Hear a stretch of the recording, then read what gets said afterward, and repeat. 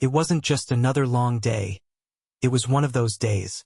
The kind where every little thing feels like it's conspiring against you. My boots were caked in mud from the sight. My back ached like I just wrestled with a bear. And the only thing I looked forward to was heading home to the one constant in my life. Lila. I leaned back in my truck, wiping the sweat off my brow with the sleeve of my flannel shirt. The downtown project was coming along, but man, it was grueling. You'd think after years in construction, I'd be used to it. But no, each day left me just as tired as the last. My phone buzzed in the cup holder, and for a fleeting second, I thought it might be Lila. She hadn't texted all day, but that wasn't unusual lately. A few years back, she'd send me silly messages about what she was cooking or ask me how I was holding up. Now, silence. I picked up the phone, but it was just another spam text. I sighed, staring out the windshield at the parking lot, my mind swirling. Lila and I had been through a lot together. High school sweethearts. Married at 22. But lately, things had changed. I couldn't pinpoint when or how, but something was off. She'd become distant, her phone practically glued to her hand. I told myself it was just work stress, but deep down, I wasn't sure I believed that anymore. Just as I was about to start the truck, a sharp knock on the window made me jump. I turned to see Sophia Morales, my neighbor's daughter, standing there. She was barely 20, with her long dark hair pulled back in a messy ponytail, but her face was streaked with tears. Her eyes were red, and she was clutching her phone like it held the weight of the world. "Sophia," I asked, rolling down the window. "What's wrong? Are you okay?" "Mr. Carter," she stammered, her voice trembling. I need to show you something." Her words sent a chill through me. Something about the way she looked at me, like she was carrying the weight of a secret that could change everything. She hesitated, then handed me her phone. "Please just watch," she whispered. I took the phone, my hands suddenly clammy, and hit play. At first, I didn't understand what I was looking at. The video was shaky, like it had been recorded in a hurry. But then I saw it, my bedroom. The sheets I'd folded that morning. The blue throw blanket Lila loved. And then I saw her. My wife. But she wasn't alone. She was with another man. Time seemed to stop. My ears rang, my vision blurred, and I felt like I couldn't breathe. Every detail burned into my mind. The way she smiled at him. The way they laughed. The way she... "That's my father," Sophia said, breaking the silence. Her voice was small, shaking, like she was barely holding it together. Her father, Daniel Grant. The name hit me like a truck. Daniel was a guy I'd worked with on a few jobs. We weren't close, but we'd shared more than a few beers over the years. He was older than me by at least 15 years, but I knew he had a reputation. Smooth-talking, always chasing after women even though he was married. Sophia's tears returned as she spoke. "He left my mom, Mr. Carter. For her. For Lila." I couldn't process it. Lila and Daniel? It didn't make sense. Lila hated the guys from work. She always called them rowdy, said they weren't worth my time. And yet, here she was. Sophia handed me a USB drive. "It's all on here," she said, her voice breaking. "Messages, photos, videos, everything." "I'm so sorry." She was crying again, and for a moment, my anger shifted to her. This young girl was caught in the wreckage of her father's choices, just like I was. I nodded, barely managing to get out the words. "Thank you, Sophia. I appreciate you telling me." She left after that, walking back to her car with her shoulders slumped. I sat there in silence, staring at the USB drive in my hand. My mind was a hurricane of emotions. Rage, confusion, hurt. How could she do this? How could she betray me like this? But as the minutes ticked by, my shock hardened into something colder. I wasn't going to let this define me. No, Lila may have turned her back on me, but I wasn't going to let her or Daniel have the last word. I plugged the USB into my laptop that night. I told myself I wouldn't look, but curiosity or maybe masochism got the better of me. Sophia wasn't lying. Everything was there. The messages were the worst. Lila calling him her escape. Daniel saying she was the only thing that made him feel alive. They talked about me, about Sophia's mom, about how they thought they'd never get caught. I stared at the screen, my fists clenched so tight my knuckles turned white. Every word was like a punch to the gut. But I didn't close the laptop. Couldn't. Because there, in the wreckage of everything I thought I knew, was the start of something else. Plan. They thought they'd gotten away with it. They thought I was oblivious. But they didn't know who they were dealing with. I wouldn't confront Lila right away. No, that's what they'd expect. Instead, I'd bide my time. I'd let them believe they were safe. And when the moment was right, I'd make sure the truth came out. Not just to me, but to everyone. I closed the laptop, my heart pounding in my chest. For now, I'd play the part of the loving husband. But deep down, I knew this wasn't the end. It was only the beginning. The diner was quiet, the kind of peaceful hush that only settles in after the dinner rush. Grace Turner's place had always been my go-to spot when life felt too heavy to handle. Tonight, though, the weight I carried was a different beast. I sat in my usual corner booth, the USB drive resting on the table in front of me like it was something alive, something that could lunge at me if I got too close. My hands were wrapped around the chipped ceramic mug Grace had just refilled, but the coffee had gone cold. I didn't even care. My mind was somewhere else entirely, replaying every lie, every excuse, every moment I hadn't questioned but should have. Grace approached the table, wiping her hands on the stained white apron she always wore. "You don't look like a man who's just tired," she said softly, sliding into the seat across from me. Her sharp eyes searched mine, concern etched into her face. "Something's eaten at you, Adam." I let out a breath I hadn't realized I was holding. Grace wasn't just some friendly face who poured me coffee and teased me about my work boots leaving marks on her floors. She'd known me since I was a teenager. Hell, she used to slip me free slices of pie when my mom didn't have enough to cover a meal. If there was anyone I could trust, it was her. "I need you to hear me out," I started, my voice steady despite the chaos inside. "And I need you not to tell a soul." She leaned back, crossing her arms. "You know me better than that, Adam. What's going on?" I hesitated, but then it all came spilling out. The video, the USB drive, Sophia showing up out of nowhere. I told her about Lila and Daniel, about how everything I thought I'd built was crumbling before my eyes. Grace didn't interrupt, didn't try to smooth over the raw edges. She just listened, her expression hardening with every word. When I finished, she reached across the table and put a hand on mine. "Adam, she didn't just hurt you," Grace said, her voice low and fierce. "She disrespected everything you built together.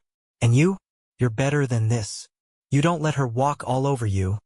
You hear me?" Her words hit me hard, not because they were cruel, but because they were true. Grace didn't sugarcoat things, and that's exactly what I needed.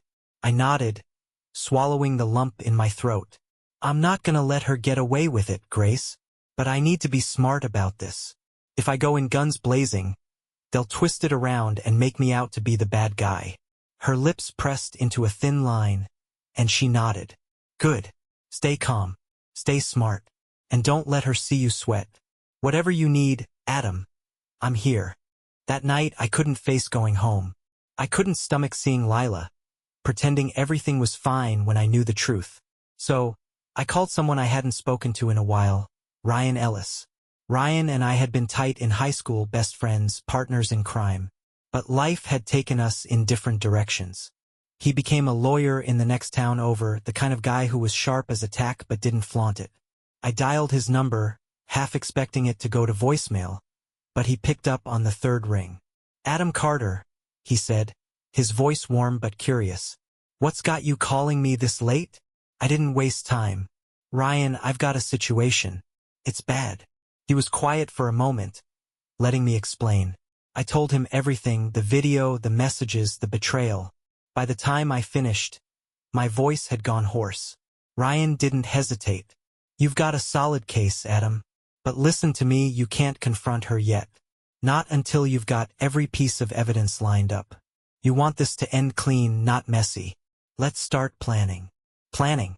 The word settled over me like a lifeline. I wasn't alone in this. Ryan had my back just like he always had. The next morning, I met Ryan at his office. He was already waiting for me, a file open on his desk. "First things first," he said, pushing a sheet of paper toward me. "We need a timeline. Everything you know, every little detail, write it down. The more we have, the stronger your position will be." I spent hours in that office, going over everything. The late nights, the cold conversations, the excuses. Ryan jotted down notes, nodding occasionally but mostly just letting me talk. By the time we were done, I felt a strange sense of relief. "You're doing the right thing," Ryan said as I stood to leave. "This isn't just about you, Adam. It's about integrity, about protecting what's yours." That night, as I sat in the dark of my living room, Sophia called me. Her voice was steadier than it had been the night before, but I could still hear the pain underneath. "Mr. Carter," she said, "I want to help." "You've done enough, Sophia," I replied, though I wasn't sure I believed it. "No," she insisted, her tone firm. "My dad, he's hurt a lot of people. And your wife, she's hurting you. They don't deserve to get away with this." I hesitated, but there was something in her voice, something that mirrored the resolve I felt in my own chest. "All right," I said finally. "Let's do this. Together." We started small. Sophia sent me more of the messages she'd found, and I began piecing them together with the ones I already had. It was like assembling a puzzle, each piece a sharp reminder of what I'd lost. But this wasn't just about the pain anymore. It was about taking back control, about showing them that their choices had consequences. I didn't know exactly how this would all end, but one thing was certain. Lila and Daniel thought they'd won, but they were wrong. They'd underestimated me. The hardest part wasn't pretending everything was fine. It was convincing myself to stay patient. Every fiber of my being wanted to confront Lila, to lay all the evidence on the table and demand answers. But I knew better. If I moved too soon, I'd lose the advantage. So, I played the part of the loving husband, wearing the mask of normalcy like a second skin. At home, I smiled through her stories about late nights at work and projects that kept her too busy for dinner. She talked in circles, her words hollow and rehearsed. I nodded at the right times, asking just enough questions to keep her comfortable. Every interaction felt like a performance, and I was the reluctant actor in a play I never auditioned for. Meanwhile, my life at the construction site remained steady, predictable. I poured my frustration into my work, pounding nails into wood and hauling concrete like it was therapy. My coworkers noticed I was quieter than usual, but they didn't pry. I kept my head down, letting the rhythm of the job drown out the thoughts that threatened to consume me. But beneath the surface, everything was changing. Grace was my anchor through it all. She'd call me after I left the site, asking for updates or offering advice. One evening, as we sat in her diner after hours, she slid a notepad across the table. "You've been too generous, Adam," she said, her voice sharp but caring. "Let me show you something." Grace had been helping me go through our finances, and what she'd uncovered was staggering. Lila had siphoned money out of our joint accounts. Slowly, methodically, over the past 2 years. She funneled it into private accounts I hadn't even known existed. I stared at the numbers, my jaw tightening. "Over 40,000, I said under my breath, the weight of it sinking in. Grace crossed her arms, leaning back in her chair. "This isn't just betrayal, Adam. This is theft. She didn't just lie to you. She stole from you." I nodded, my throat tight. "She's gonna pay for this," I said, my voice low, and she would. But I wasn't ready to let her know what I knew. Not yet. Ryan was a lifesaver during those weeks. He was meticulous, combing through every piece of evidence I brought him and helping me build my case. One evening, he called me into his office, a stack of papers waiting on his desk. "Adam," he said, motioning for me to sit. "This is what we've got so far." The documents were overwhelming: bank statements, messages, photos, all carefully organized. Ryan tapped the top of the pile. "This isn't just infidelity. With the financial misconduct, we've got a solid case for divorce. She won't get a dime more than she deserves." "Good," I said, my voice steady. "I don't want her walking away from this clean." Ryan nodded, leaning back in his chair. There's more. Sophia's been digging into Daniel's finances, and it looks like he's been using his company's accounts to fund the affair. Expensive dinners, weekend trips, even gifts. He's reckless, Sophia had said when she'd called me earlier that week. He's leaving a trail a mile wide. I didn't say much to her at the time, just thanked her and told her to keep going. But inside, I felt something shift. Knowing that Daniel wasn't just lying to his wife and family but also betraying his business partners gave me an edge I hadn't expected. The thought was cold comfort, but it was enough to keep me moving. Every night, after Lila had gone to bed, I'd sit at the kitchen table with my laptop, poring over the evidence. I created a timeline, cross-referencing her excuses with the messages and photos. Each entry was a pinprick to my heart, but it also fueled my resolve. One night, as I scrolled through the messages Sophia had sent me, I noticed something strange. A series of payments Daniel had made to a third party, a name I didn't recognize. I sent the details to Ryan, who called me the next day. "That's not just a name, Adam," he said. "It's a private investigator. Daniel hired someone to tail his wife last year." My grip tightened on the phone. "What are you saying?" Ryan hesitated. "I'm saying he's paranoid, Adam. He's not just reckless, he's unstable. And we can use that." It was another crack in Daniel's armor, another piece of leverage I could hold on to. But even as I built my case, I couldn't let myself get too comfortable. Lila wasn't stupid, and the longer I played this game, the more likely it was she'd notice something was off. So I kept up the act. I made dinner, cleaned the house, even picked up flowers one evening. The look on her face when I handed them to her was a mixture of guilt and confusion. "Adam," she said, her voice soft, "you didn't have to." "I wanted to," I replied, cutting her off. She smiled, but it didn't reach her eyes. The days blurred together, each one a careful balancing act. Every time she left the house, I made a note of it. Every time she glanced at her phone during dinner, I paid attention. I wasn't just watching her, I was studying her. And then, one evening, Sophia called me with a breakthrough. "I found something," she said, her voice trembling with a mix of excitement and anger. "Daniel's been renting a second apartment. That's where they've been meeting." I felt a surge of anger, but I kept my voice calm. "You're sure?" "Positive," she said. "I've got the lease agreement. It's under his name, but I checked the tenant records. It lists her as an occupant." It was another piece of the puzzle, another nail in the coffin. "Thank you, Sophia," I said, my voice steady. "You've done more than enough." She paused, then said, "No, Mr. Carter, this isn't just about you. They hurt my mom, too. I'm not stopping until they pay for what they've done." I admired her resolve, but I couldn't let myself get distracted by emotions. The time for that would come later. For now, I had to stay focused. As I sat at the table that night, staring at the growing pile of evidence, I felt a strange sense of calm. The storm inside me hadn't faded. It had simply transformed. Lila and Daniel thought they were in control, but they were wrong. They didn't know it yet, but their time was running out. The clock ticked slowly as I sat in the corner of Grace's diner, nursing a cup of coffee that had long since gone cold. The quiet hum of the afternoon was deceptive. Peaceful on the surface, but charged beneath with the weight of what I knew was coming. Today was the day. Ryan had called me that morning to confirm everything was in place.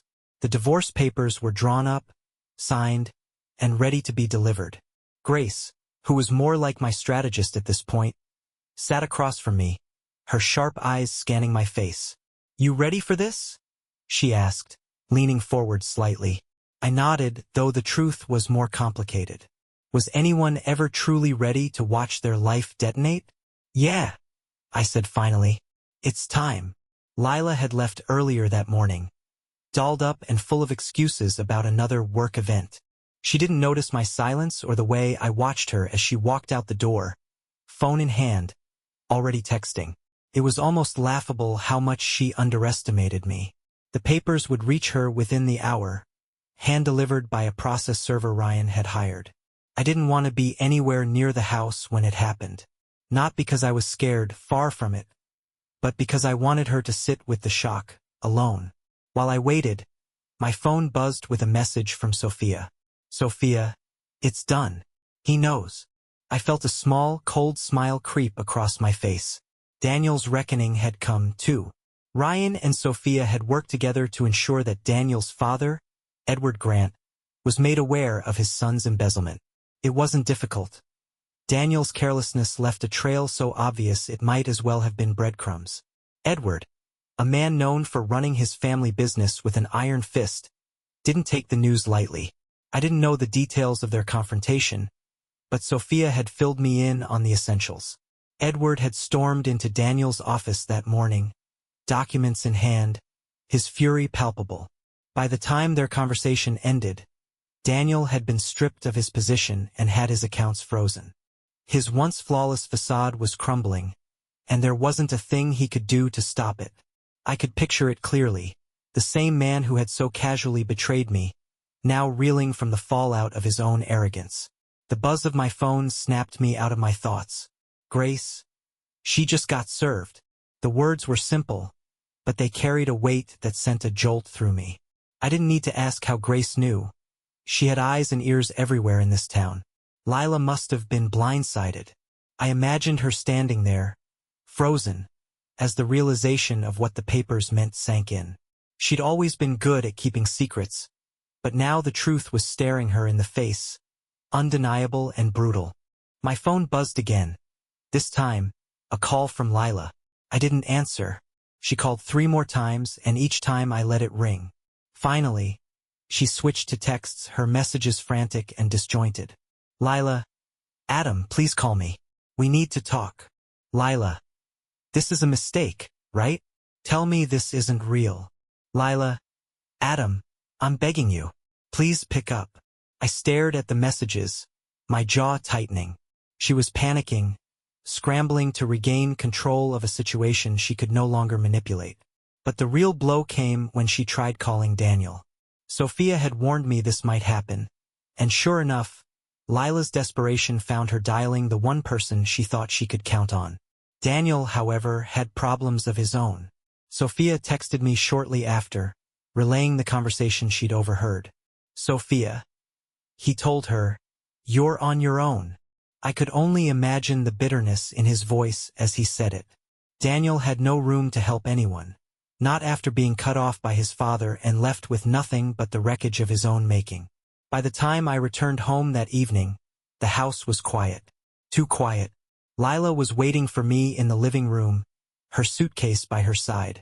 She looked up when I walked in, her face a mixture of defiance and desperation. Adam, she started, her voice cracking.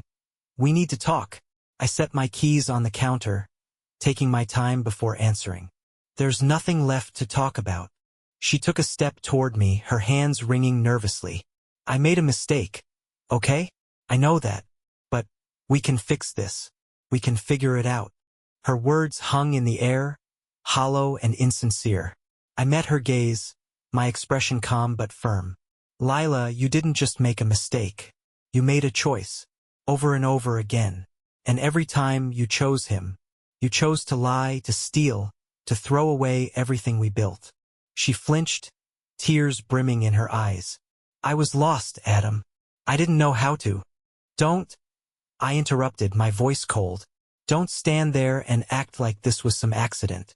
You knew exactly what you were doing.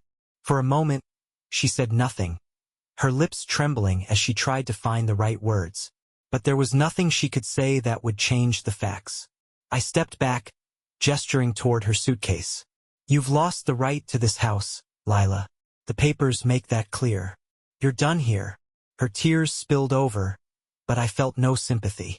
I trusted you, I said quietly. I gave you everything, and you threw it all away. She stood there for a moment, as if she couldn't quite believe this was real. Then, slowly, she picked up her suitcase and walked toward the door. She paused, her hand on the doorknob, and looked back at me.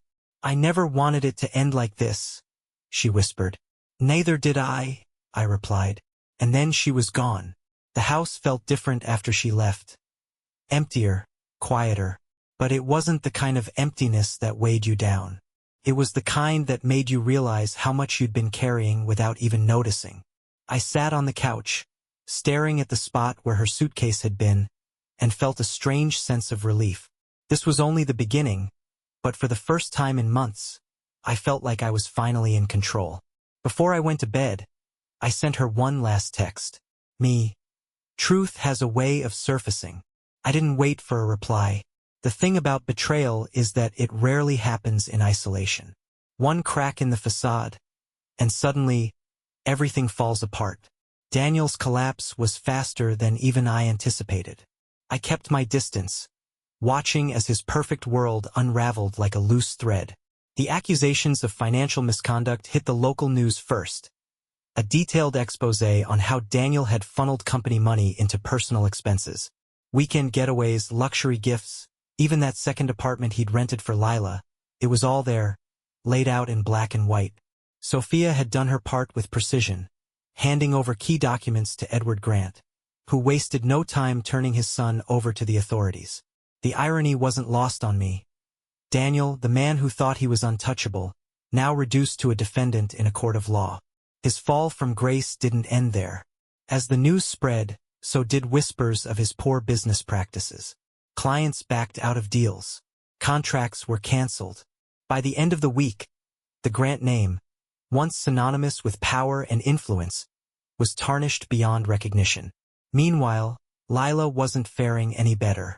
The art gallery she worked at was a tight-knit space, built on reputation and community trust.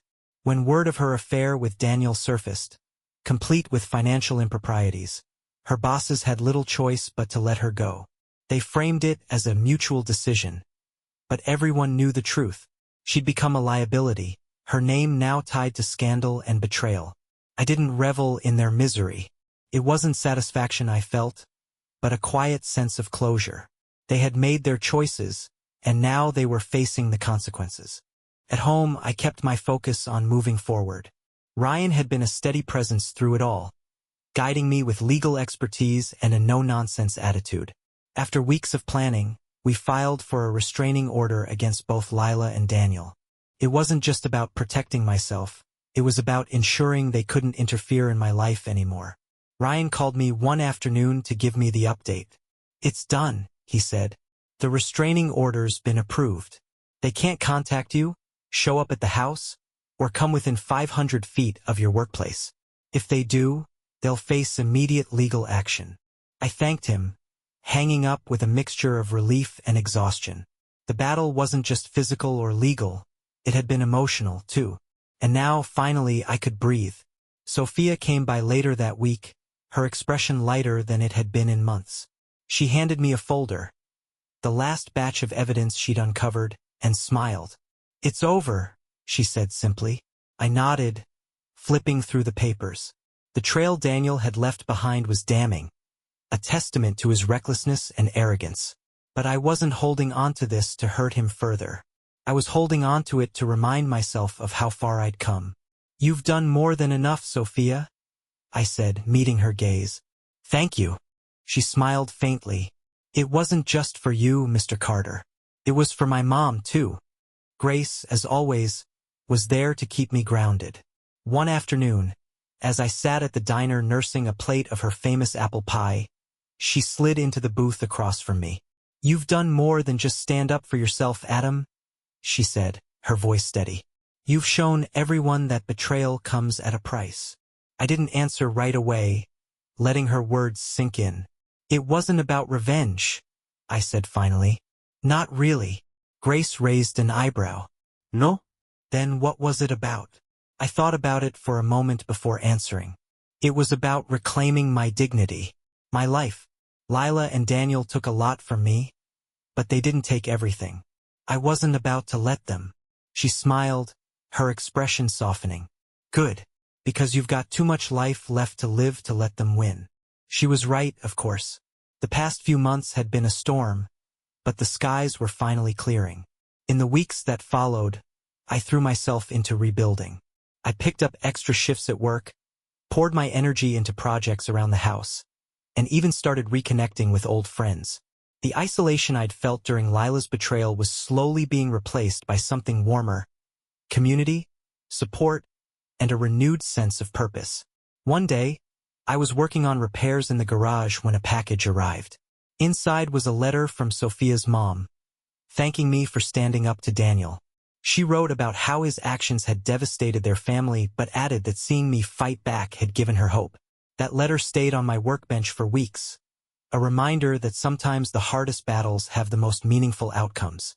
Lila and Daniel were no longer a part of my life, but their choices had left me with a new perspective. I wasn't the same man who had sat in that truck months ago, blindsided by a video that shattered my world. I was stronger now, more focused. Grace was right. Betrayal comes at a price, but so does resilience. The seasons changed, and with them, so did my life. Summer turned into fall, and the crisp air brought with it a sense of renewal. For the first time in years, I felt like I could breathe without the weight of betrayal pressing down on my chest.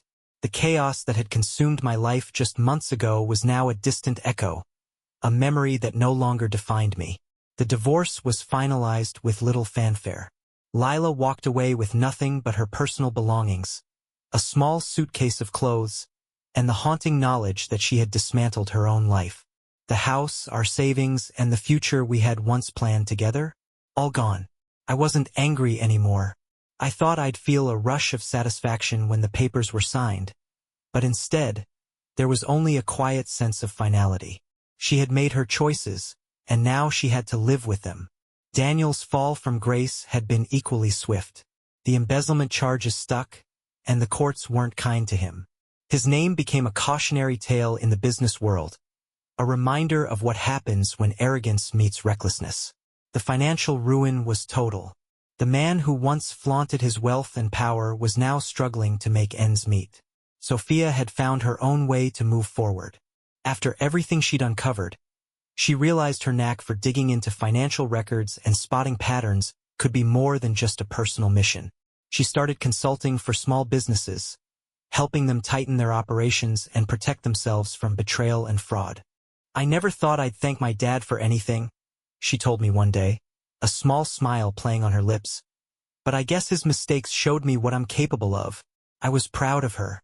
Watching Sophia turn her pain into purpose was a reminder that even in the darkest times, there's room for growth. As for me, my life settled into a new rhythm. Work became my sanctuary again, a place where I could pour my energy and focus. I picked up a few new projects, ones that pushed me creatively and reminded me why I loved what I did. Grace and Ryan became constants in my life, their support unwavering. Grace, with her no-nonsense wisdom, kept me grounded. Ryan, with his sharp mind and steady guidance, helped me navigate the legal and financial complexities of the fallout. One evening, as we sat at Grace's diner, she poured me a fresh cup of coffee and leaned against the counter. "You know, Adam," she said, her tone soft but firm, "you've done more than just move on. You've shown everyone that it's possible to rebuild after betrayal." I glanced up at her, surprised. "I didn't set out to be an example, Grace. I just didn't want to stay stuck." She smiled, her eyes crinkling at the corners. "That's exactly why people look up to you. You didn't let it break you. You showed that dignity and strength don't come from avoiding pain. They come from facing it head-on." Her words stayed with me long after I left the diner that night. I began to notice the ripple effects of my choices in the people around me. My coworkers, who had once tiptoed around me during the worst of it, started coming to me for advice. Friends who had drifted away during the chaos reached out, sharing their own struggles and looking for encouragement. It wasn't that I had all the answers, I didn't, but I'd learned something in the firestorm that I could offer hope. One day, I found myself standing in the garage, the same space where I'd spent countless nights wrestling with anger and confusion. The tools on the workbench were neatly organized now, a stark contrast to the mess my life had been just months ago. As I worked on repairing an old cabinet, my phone buzzed with a message. "Sophia, just signed a new client, small bakery downtown. They've been struggling with inventory losses. Can't wait to help them turn things around." I couldn't help but smile. She was thriving, and knowing I'd played even a small role in her journey filled me with pride. Later that evening, I met Ryan for a beer at a local pub. The place was lively, the chatter of patrons a comforting backdrop. "You've been quiet," Ryan said, raising an eyebrow as he sipped his drink. "Just thinking," I replied, "about how far things have come." He nodded, setting his glass down. "You've done a hell of a job, Adam. Most people wouldn't have handled it the way you did." "It wasn't easy," I admitted, "but I had help." Ryan smirked. "Yeah, well, don't give Grace all the credit. I did some of the heavy lifting too." We both laughed, the sound light and easy. Felt good to laugh again. As the months passed, I found peace. Not just in my work or friendships, but in the quiet moments, too. Mornings spent sipping coffee on the porch, evenings tinkering in the garage, weekends catching up with old friends. The pain of betrayal didn't disappear, but it no longer consumed me.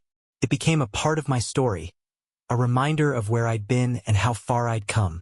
I didn't rebuild my life out of spite or revenge. I rebuilt it because I deserved better.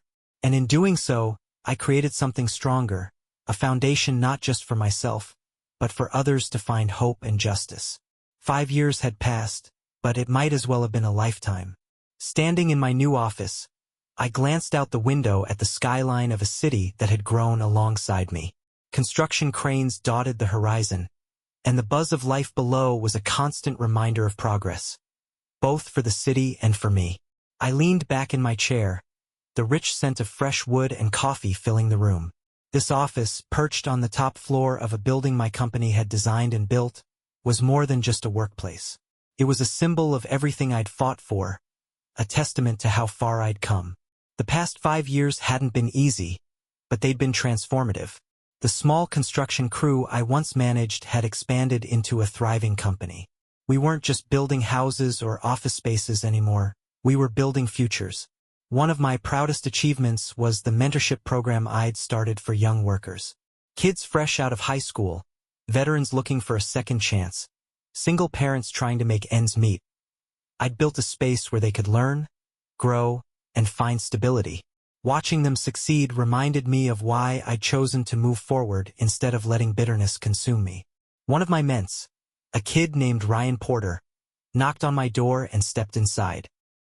He'd come to the company 3 years ago, fresh-faced and unsure of himself.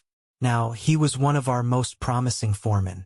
"Mr. Carter," he said, holding a clipboard, "the team's ready for your approval on the East Wing."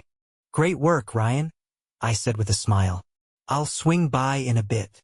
As he left, I couldn't help but feel a surge of pride.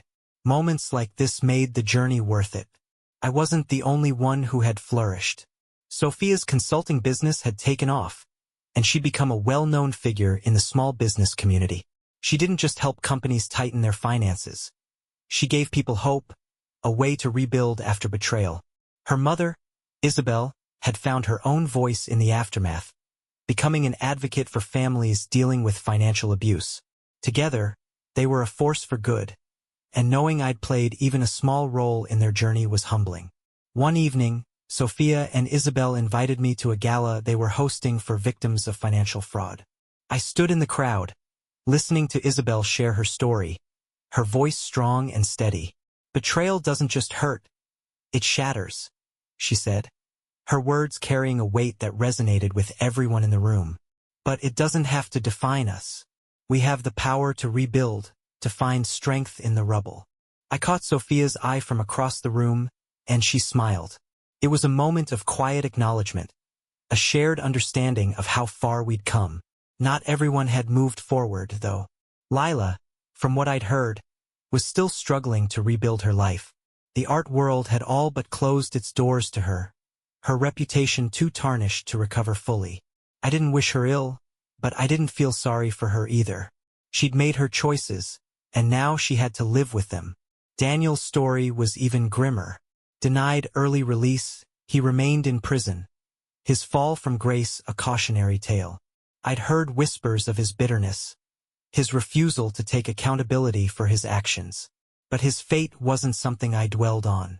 Grace had been right all those years ago. My kindness wasn't weakness. I hadn't sought revenge, only justice, and that distinction made all the difference. One afternoon, I stopped by Grace's diner for a cup of coffee, just like I used to. The place hadn't changed much. Same mismatched chairs, same laminated menus. But the familiarity was comforting. Grace brought over a fresh slice of pie and sat across from me. "Still can't believe you're the same kid who used to sit here complaining about algebra," she teased, her eyes twinkling. I chuckled, taking a bite of the pie. "Feels like a lifetime ago." She leaned back, crossing her arms. "You've come a long way, Adam. And it's not just the business or the office downtown. It's you.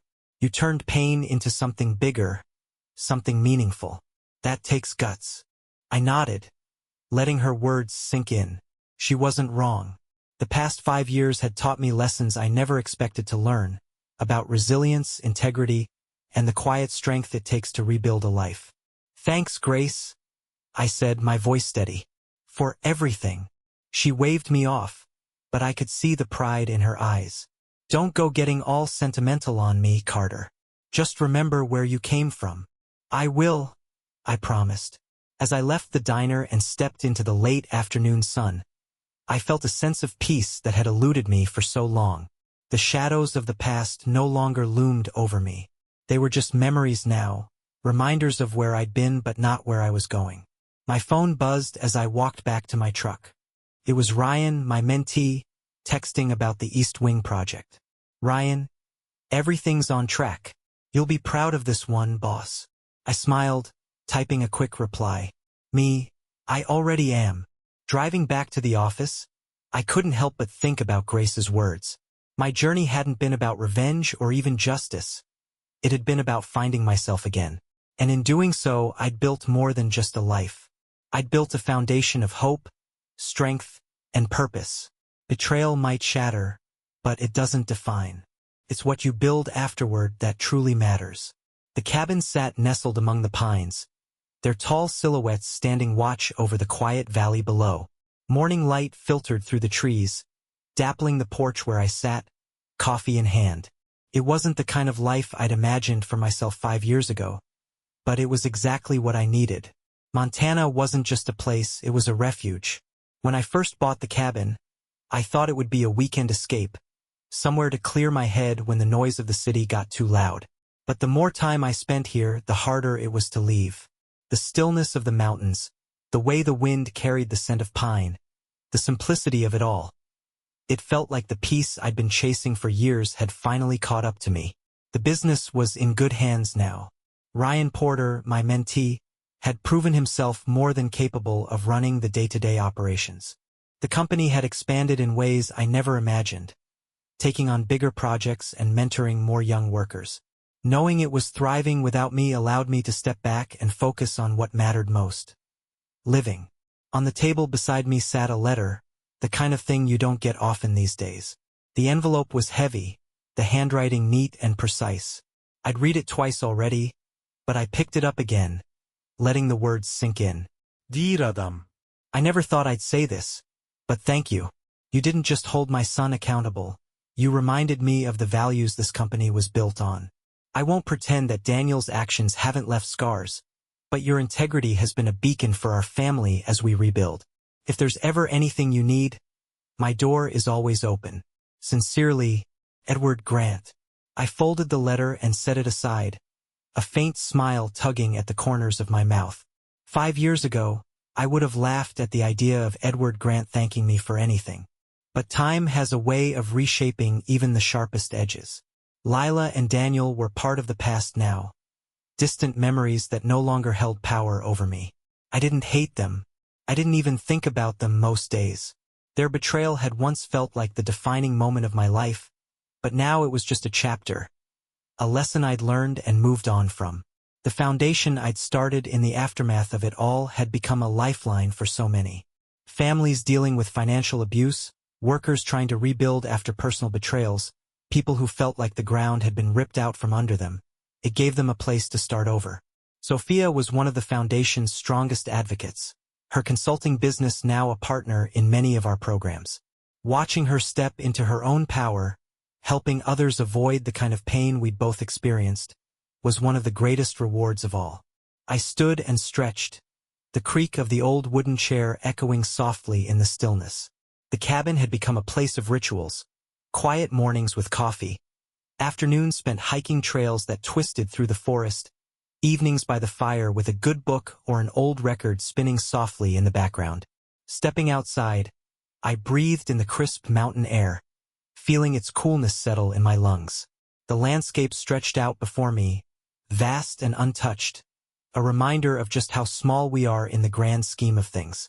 And yet, even in that smallness, there's room to make an impact. A rustling sound caught my attention, and I turned to see a deer stepping cautiously out of the trees. It froze when it saw me, its ears twitching, its dark eyes locked on mine. For a moment we stood there, two creatures in the stillness, before it bounded off into the woods. Life, I'd learned, is full of these fleeting moments. They're easy to miss when you're caught up in the chaos, but when you slow down, they have a way of grounding you. Back inside, I grabbed my phone from the kitchen counter. There were a few emails from Ryan about upcoming projects, a text from Grace asking when I'd be back in town, and a photo from Sophia, a group of kids standing in front of one of the foundation centers, smiling and holding signs that read, "Thank you, Adam." I stared at the photo for a long moment, a lump forming in my throat. They didn't know me, not really. They didn't know about the sleepless nights, the anger, the heartbreak that had led to this. But they didn't need to. All they needed to know was that someone believed in them, that there was a path forward, no matter how broken things seemed. Putting the phone down, I stepped onto the porch again, letting the breeze carry away the lingering heaviness in my chest. I thought about the road that had brought me here, the twists and turns, the moments where I'd felt like giving up. It hadn't been easy, but I wouldn't trade any of it.